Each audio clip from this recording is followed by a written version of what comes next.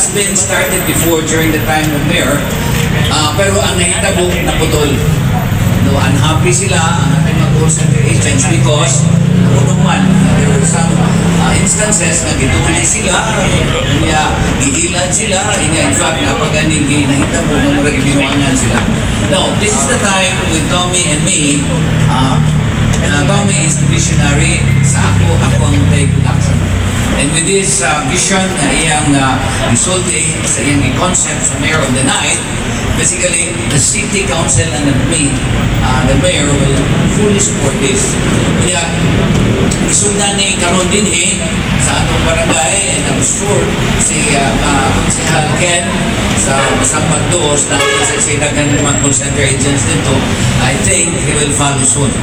But according to the Mayor, this is the first time and this is just a test. Whatever comes out during the time sa pag-testing na to, mauni atong himuan as the basis of where to start kung sakto na yun. Nakaroon, salamat ni Nanette. Na si Nanette karoon mo ay naghataw ng masihog na, di siya nag-organize, and hopefully from the start sa Labangon, ni Cap Direct and the rest of the barangay, and of course ang atong mga kauban din sa barangay Labangon, we will be successful. First step din siya. Ingon sila nga, it only takes a spark to let the fire going.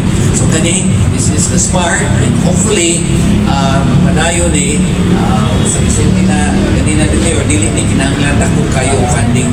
And of course, siguro, hopefully, si Cap Direct na siya pass, and we have also passes in the City Hall, and I think si Cap TN na siya pass, then we'll start the ball rolling. Yang amo lang ilikayan nga, ilikay ta mo kumpit sa mga buses nga nahimo sa ilang franchise pa within the area. That's why, ihimo na ito itong mga hours na nilingkatan kayo ang mga buses na naghatag sa oras. So with that, thank you for everything. Of course, nagsugod na ta, si Mayor Tommy, murag paristilit sa kaon na siya ako masakay ko, and I think some of us will actually ride para makibaw ta. Gikan din ha, padung dito, and then magkabot dito, padung din